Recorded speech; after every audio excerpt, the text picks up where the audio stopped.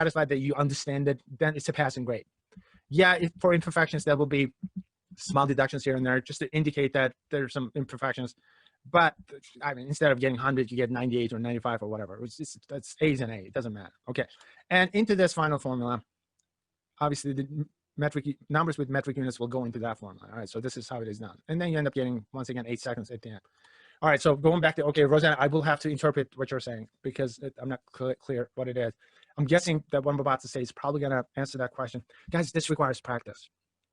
Okay. You can't just sit down and go, oh, if there's a problem on the test, there's half hour, obviously, and the literally problem that I'm going to give you is going to have the same sort of feel to it. Okay. It's going to be a car coming to a stop or something, which means that you will have to set it up and you will have to do it symbolically, and then you will have to plug in the numbers at the end. If you've never done it before, without practice, you cannot do it. It cannot be done.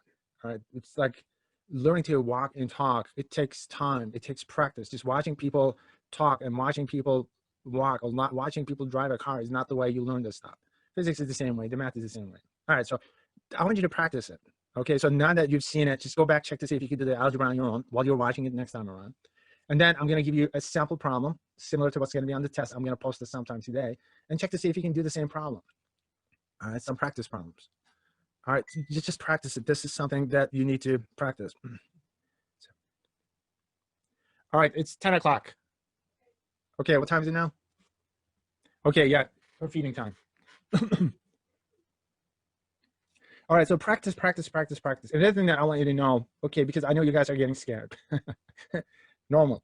Feeling stupid? Normal. Welcome to physics.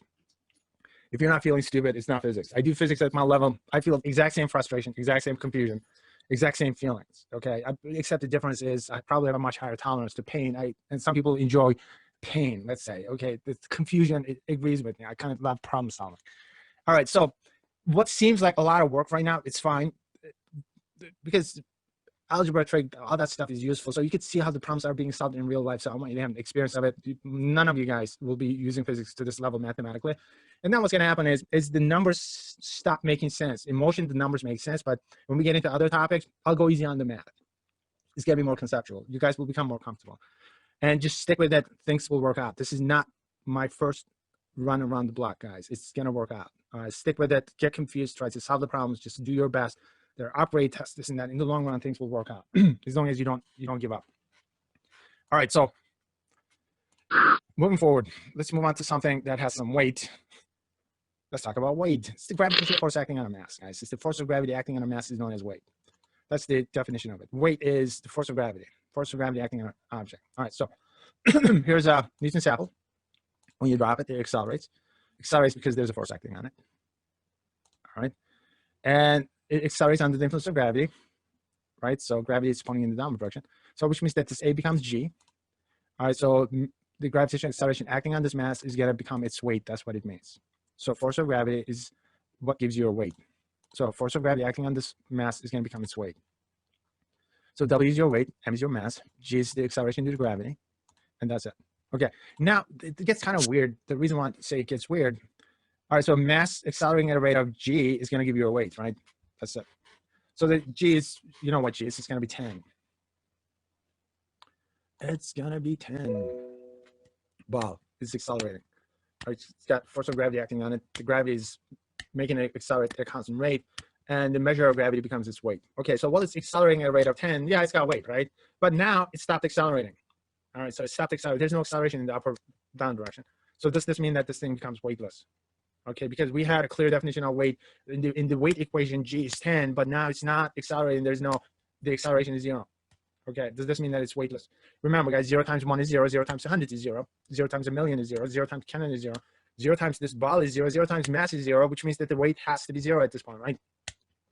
But it doesn't make sense that it's 0 because I can still feel its weight. Just because something stops accelerating shouldn't mean that it is weightless. It becomes weightless. If that's the case, it causes a confusion.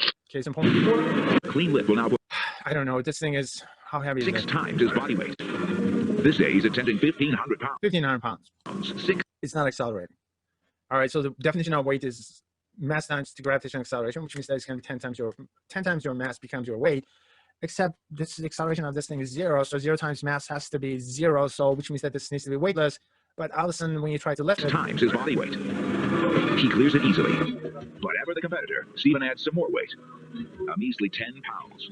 A clean lift will now put him in the record books. Unfortunately, he'll break something other than the record. It's a gruesome sight as his leg crumbles beneath him. Yeah, it's a hard way to find out that this thing is not weightless. Right? The weight is too much for his So it doesn't make sense. All of a sudden, body to bear. it just feels like the way we define weight has a problem in it. That's the impression that we got. Guys, while it's accelerating, the acceleration is 10. 10 times the mass is the weight. So boom, boom, boom. So the weight is going to be 10 times its mass. And then now it stops accelerating. Does this mean that it's weightless? No, it still's got weight because I can feel it. All right, you can feel that the weight is still in the downward direction. The reason why it stopped accelerating is because the net force acting on it is 0. All right, the reason why it stopped accelerating because it reached the tabletop. All right, and then the tabletop ended up applying a force on it, which equals to its weight. All right, this force, you could call it the surface force. We call it the normal force. It's a reaction force to weight in this case.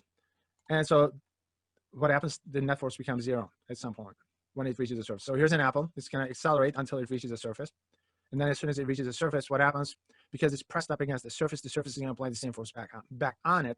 So there's going to be a reaction force, the surface force. This is known as N. N stands for normal force. Normal force is not used in the sense, and normal means something special in mathematics. There's no such thing as a normal force and an abnormal force. Normal force means it's a force which is perpendicular to the surface. That's what it means, which means that it's going to be 90 degrees to the surface. Now, it's a reaction force against any force applied to your surface. All right, so in this case, you're applying a force against the surface through your weight, so which means that there's going to be a normal force. You could be pushing up against the surface, so the normal force is going to be the opposing force, the reaction force against that push. All right, it's also otherwise known as the apparent weight if it's a scale reading. So the normal force reading from a scale is known as the apparent weight. So what happened was the acceleration became 0. All right, as soon as it reached the ground, it reached the surface like that, the acceleration became 0 because the net force acting on it became 0. That's what it means. So if you sum up all the forces in the y direction, it's going to add up to 0. Here's what I mean. Here's the center of mass of the apple. All right, and then you place it on the x and y coordinate system. So this is known as a force diagram, which is going to be required in problem solving. W is in the downward direction, which is mg. You got the normal force, the reaction force to this weight in the upward direction. All right, and just sum up the forces. Okay, upward force is positive, downward force is negative, right? So N is going to be positive, W is going to be negative. So mass times your acceleration. So what's happening is this thing is not moving up or down at this point. So the acceleration is 0. So this term is going to be 0. So N minus W is going to be 0. So which means that N is the same as W. Okay. Now, normal force here is a statement about your weight. All right. So N is also known as the apparent weight as a result. Okay. So whatever that means is going to become fairly clear shortly. So before we jump into that, so the normal force reading from a scale is known as the apparent weight. It's called the apparent weight because it's going to be sensitive to certain conditions that we will discuss. All right, if the weight is larger than the surface force, in this case, the force that the surface could generate maximally, obviously the surface is going to break. You saw what happened to his leg. It just snapped. All right, if the downward force, the weight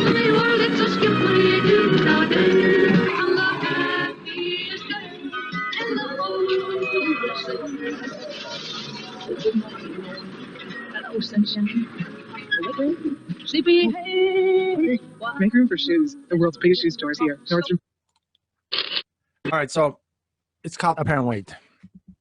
Does this mean that your apparent weight could be different from your actual weight? What that means is the reading that you're getting from a scale may or may not be the same as your actual weight. So what that means, so the question is, can you actually fool the scale? The answer to that question is, of course you can fool the scale, and every single person knows how to do it, give and take. Imagine that you're trying to lose weight. You're dieting for about a week. You've got a weekly goal, which is 10 pounds. Only to realize that you lost only 1 single pound. 1 single pound, which is normal, guys. You're dieting a pound a week. It's not bad. And you're feeling discouraged, and you decide that you're not going to leave the bathroom until you lose 9 more pounds within the next 30 seconds because you're hungry. You got to go. That's just too much.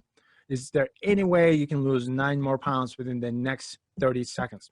Yeah, of course you can. Only thing you have to do is fool the scale into generating a number, which is going to be 9 pounds less than what you are. All right, so how do you fool the scale if that's the case? It's very easy. Here's what you do. Oh, 225! That means I lost weight! Homer, you're on the towel rack. Only thing you have to do is put some of that weight on something else. All right, you can put an arm on a countertop, you're going to weigh less. You can put 1 foot on the ground, you will weigh less. All right, that's the reason why your apparent weight may or may not be the same as your actual. 4 more pounds in my dream So the apparent weight is a normal force reading. comes true. Apparent weight is the normal force reading from a scale. Working at home. All right, pick out the best answer.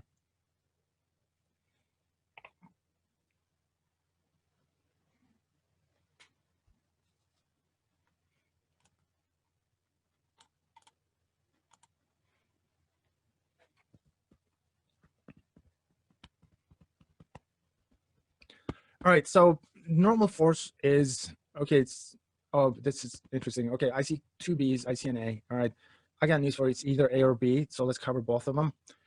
Normal force is a reaction force. All right, it could be the same as your weight, it could be smaller, or it could be larger. So it depends on how you can fold the scale, right? So the best answer is going to be A. So Kong, give yourself 5 points. Those of you guys who pick B, give yourselves 2 points.